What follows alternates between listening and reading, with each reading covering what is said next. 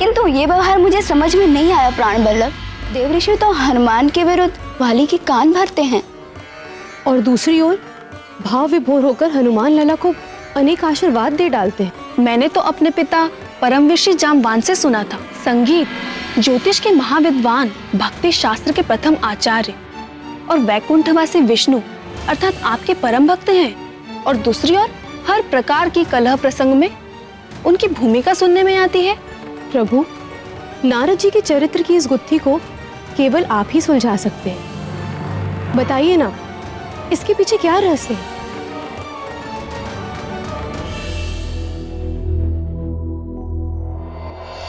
श्रद्धेय नारद जी, सृष्टिकर्ता ब्रह्मा जी के 17 मानस पुत्रों में से एक है। ये 17 पुत्र मानसिक संकल्प मात्र से ब्रह्मा जी ने अपने शरीर के विभिन्न अंगों से उत्पन्न किए। भक्त नारद का जन्म ब्रह्मा जी की गोद से हुआ और उनके एक अन्य पुत्र दक्ष का जन्म ब्रह्मा जी के अंगूठे से हुआ। एक ही पिता की 2 संतानें, दक्ष और नारद, इन दोनों के बीच का मतभेद ही नारद जी की कलह प्रियता का कारण बन गया। नारायण नारायण हरे। पूर्व कर्मों के कारण नारद जी के मन में संसार के प्रति वैराग्य जागा हुआ था। अतः नारद जी ने गृहस्थ आश्रम को स्वीकार नहीं किया और वो वैरागी भक्त हो गए। प्रजापति दक्ष अपने पिता ब्रह्मा जी की आज्ञा मानकर गृहस्थ हो गए और सृष्टि का विस्तार करने में उनकी सहायता करने लगे। किंतु दक्ष को प्रजाओं की सृष्टि व पालन करते हुए अपने पद का झूठा अहंकार हो गया। आज मैं तुझे तेरे कर्मों का उचित दंड देता हूं। और वो हठी व क्रोधी हो गए। पुत्रों, तुम सबकी शिक्षा पूर्ण हो चुकी है। अब मेरी इच्छा है कि तुम सब विवाह कर लो और गृहस्थ हो जाओ और सृष्टि को फैलाने में मेरा सहयोग करो।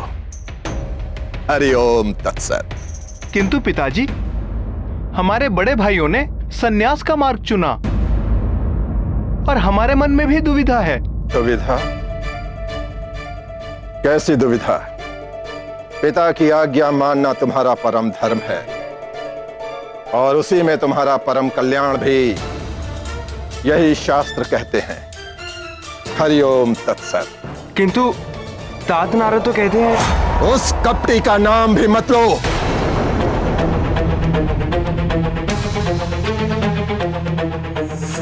ये उसी नारद की नीचता थी जिसके कारण तुम्हारे बड़े भाई सन्यासी हो गए। उस नारद ने उनकी बुद्धि को भ्रष्ट कर दिया था। हे गोविंद, प्रजापति दक्ष के वे कौन से पुत्र थे जिनको नारद जी ने सन्यासी बना दिया? जब ब्रह्मा जी ने दक्ष को सृष्टि का विस्तार करने के लिए कहा तो दक्ष ने अपनी पत्नी वीरनी के गर्भ से हर्यश्व नामक 5 सहस्र पुत्रों को उत्पन्न किया। नारद जी ने उन्हें गृहस्थ आश्रम के विरुद्ध उपदेश देकर सन्यासी बना दिया। इस प्रसंग में भी नारद का कोई दोष नहीं था। उन दक्ष पुत्रों की बुद्धि गृहस्थ आश्रम में नहीं थी। अपने पूर्व कर्मों के कारण वो सन्यास के अधिकारी हो ही चुके थे। नारद ने केवल उन्हें प्रेरणा भर दी। तो प्रजापति दक्ष ने फिर क्या किया? देखो मेरे पुत्रों, मेरे पास क्या नहीं है। धन संपदा है, पशुधन है, राज्य है, हंसता खेलता परिवार है मेरा। संसार का हर सुख मुझे उपलब्ध है। क्यों? क्योंकि मैं गृहस्थ हूं और गृहस्थ आश्रम ही आत्म कल्याण का शास्त्र सम्मत मार्ग है। और तुम लोग भी गृहस्थ हो गए। ये मेरी इच्छा ही नहीं, मेरा आदेश भी है। हरिओम तत्सत। स्मरण रहे, अपने उस ढोंगी नारद से दूर ही रहना, उसके निकट भी मत जाना। यदि वो निकट आए तो तुम लोग उससे दूर चले जाना। यदि वो फिर भी बोले तो अपने कान ढक लेना। समझ गए ना?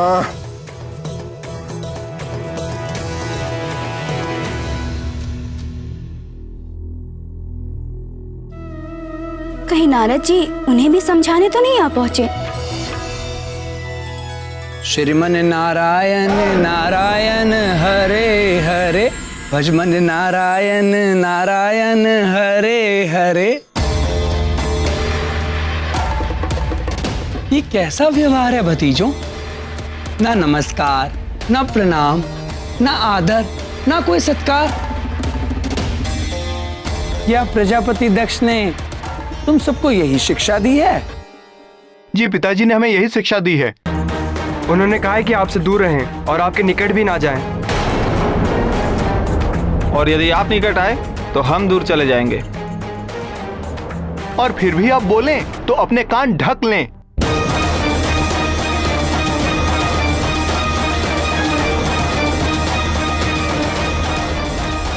पिताश्री ने हमें बता दिया है, आत्म कल्याण का सच्चा मार्ग गृहस्थ धर्म ही है। हम गृहस्थ बनेंगे और सदैव सुखी रहेंगे। किंतु प्रजापति दक्ष भी तो गृहस्थ हैं। वे सदैव सुखी क्यों नहीं रह पाते? सोचो सोचो।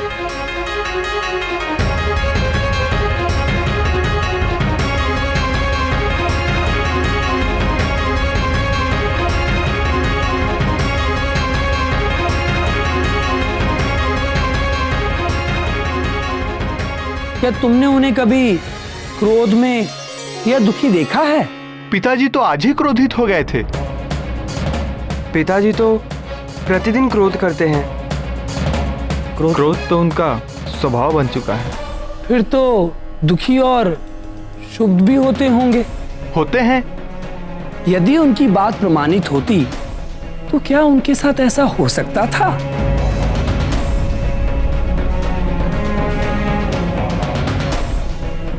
नहीं। अच्छा अब यह बताओ, क्या तुम में से किसी ने भी मुझे कभी भी क्रोध करते हुए या आंसू बहाते हुए देखा है? नहीं, आप तो सदैव प्रसन्न मुद्रा में ही रहते हैं। क्या मैं गृहस्थ हूं? नहीं।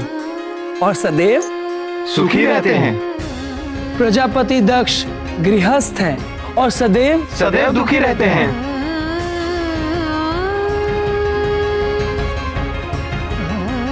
क्या रहस्य है तात? हमें भी समझाइए। वैराग्य, इच्छाओं से मुक्त होते ही व्यक्ति के सारे दुख समाप्त हो जाते हैं। ऐसा नहीं कि वैवाहिक व्यक्ति सदैव दुखी ही रहेगा, पर साधारण मनुष्यों के लिए विवाह करना और सुख भी पाना बड़ा ही कठिन है। भगवान महादेव और जगदम्बा पार्वती का विवाह सफल है क्योंकि उनमें सांसारिक इच्छाएं नहीं हैं। उनसे उपजने वाले लोभ, मोह और क्रोध जैसे भाव नहीं हैं। उनके पवित्र आदर्श का जो दंपति पालन करते हैं वे सदैव सुखी रहते हैं, जैसे महर्षि अत्रि और सती अनसुईया। यदि तुम लोग स्वयं को उनके समान ज्ञानवान मानते हो तो कर लो विवाह। और यदि अभी तुम्हारे भीतर ज्ञान का पूरा प्रकाश नहीं हुआ है तो सावधान, सोच समझकर करना विवाह। अतः मेरे भतीजों, मैंने तुम्हें दोनों मार्गों का लाभ और हानि बतला दिया है। जिसको जो भाता है चुन ले और हरि भजन करे। श्रीमन नारायण नारायण हरे हरे, भजमन नारायण नारायण हरे हरे।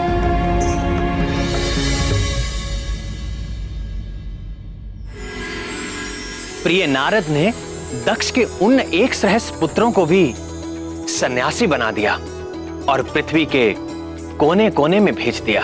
प्रजापति दक्ष ने फिर क्या किया? उनको तो बड़ा क्रोध आया होगा। आया, और उसी क्रोध के आवेश में उन्होंने नारद जी को श्राप दे डाला। अपने ही वंश बेल को काटने वाले वंश खाते ही आज मैं तुझे तेरे कर्मों का उचित दंड देता हूं।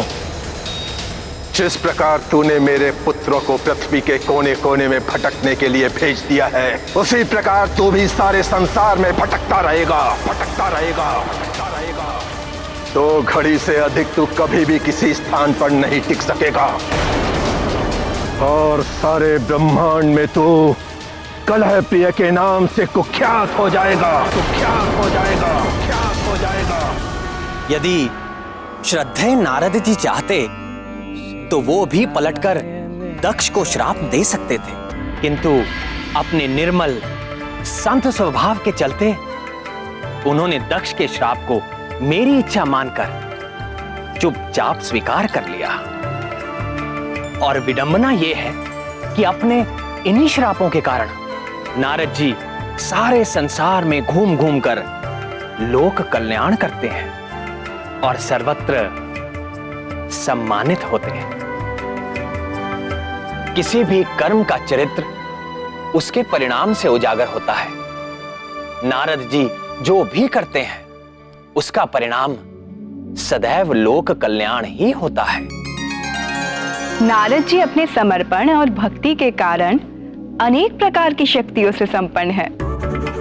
वे भूत व भविष्य की भी ज्ञाता है। नारद जी ये जानते थे कि हनुमान लल्ला पर कुछ प्रभाव न पड़ेगा और वाली के विष देने से हनुमान लल्ला का क्या गया, उल्टे हनुमान लल्ला को तो दिव्य कुंडल और प्राप्त हो गए। हे प्राणवल्लभ, हनुमान लल्ला इतने प्यारे क्यों हैं? मन करता है उन्हें गोद में उठाकर हृदय से लगाकर जी भरकर दुलार करूं। कुछ बालक होते ही ऐसे हैं जो हर देखने वाले का हृदय हर लेते हैं। बधाई हो महारानी जी, बधाई हो महाराज। देखो पुत्र, ये है दाई माँ।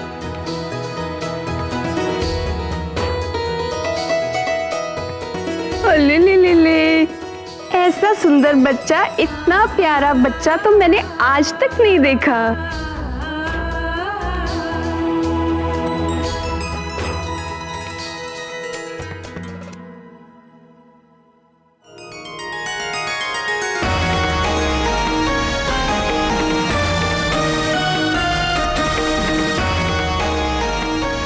आज मैं बहुत प्रसन्न हूँ। हम चाहते हैं हमारी इस प्रसन्नता में सारा नगर सम्मिलित हो। सारे नगर को दीपमाला, पुष्पावली और तोरणों से सजाया जाए। मंदिरों और भवन की विशेष तौर से सज्जा की जाए। आगामी 1.25 मास तक प्रत्येक दिन उत्सव आयोजित किया जाए। कोई भी व्यक्ति भूखा, उदास और दुखी ना हो।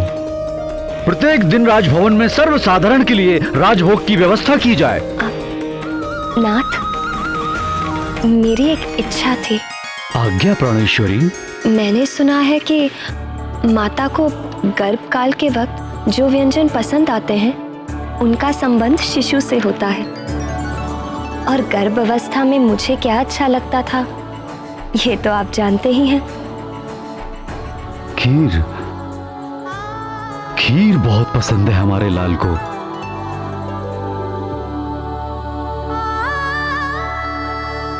मैं चाहती हूँ कि अन्नप्राशन तक प्रतिदिन नगरवासी खीर खाकर तृप्त रहें।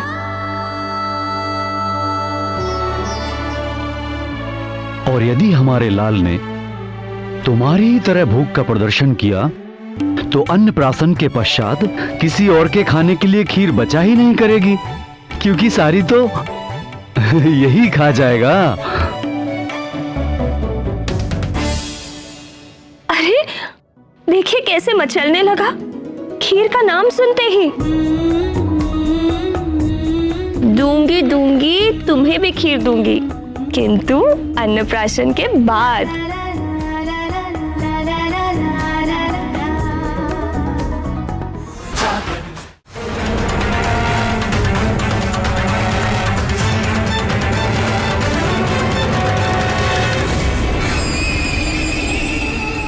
वर्षों के पश्चात युवराज के जन्मोत्सव का ये शुभ अवसर आया है। प्रातःकाल के उस अलौकिक तेज को पंडितों ने बड़ा ही शुभ सगुन बताया है। वो दिव्य तेज हमारे युवराज की देह से ही निकला था। क्या? तब तो निश्चित ही किसी दिव्यात्मा ने अवतार लिया है हमारे युवराज के रूप में।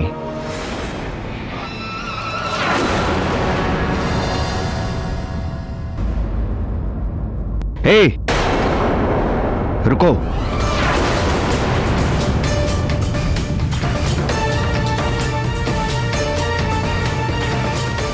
लो भाई, मुंह मीठा करो, खीर खा लो।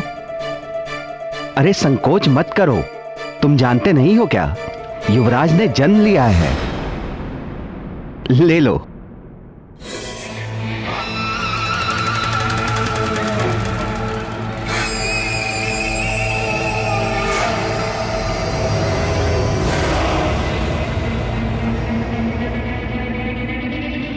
आइए देवी।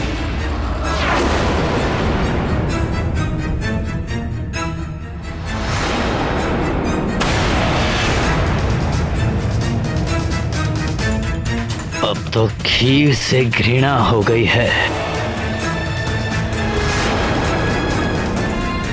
एक बार बच गया, पर मुझ महानतम का वार व्यर्थ नहीं जाएगा हर बार।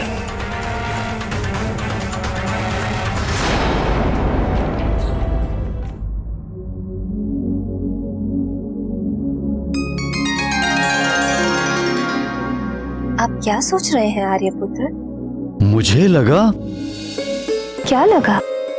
प्रातःकाल से आंजने मुझे कुछ भारी लगा। ऐसी बात ना कीजिए, शिशु को माता पिता की दृष्टि ही लग जाती है।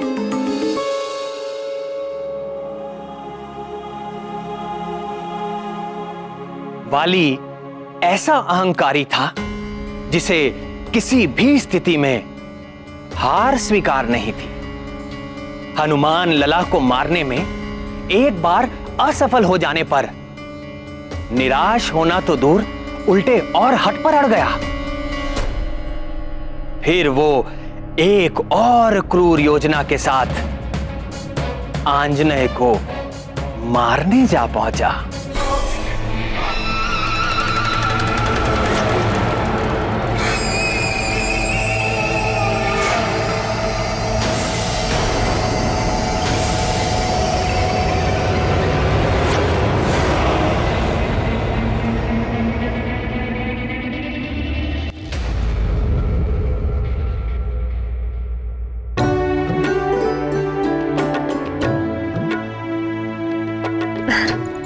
लाइए, केसरी नंदन को मुझे दे दीजिए। इनके स्नान का समय हो गया है। अभी नहीं जाना, अभी तो हमारे साथ खेलेंगे।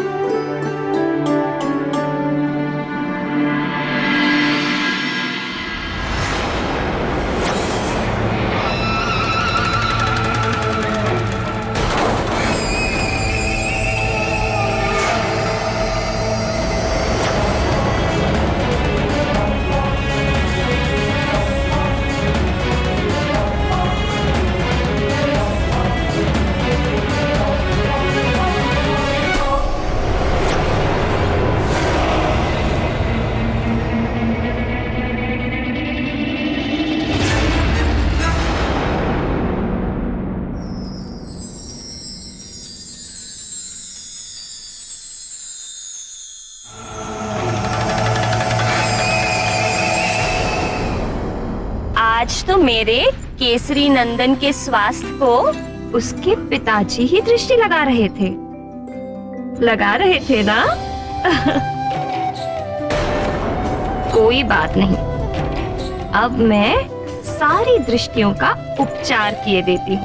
अब मेरे प्यारे लाल को नहीं लगेगी कोई दृष्टि, आशीष देती सारी सृष्टि। ममता प्रेम की जो वृष्टि, अब न लगेगी कोई कुदृष्टि।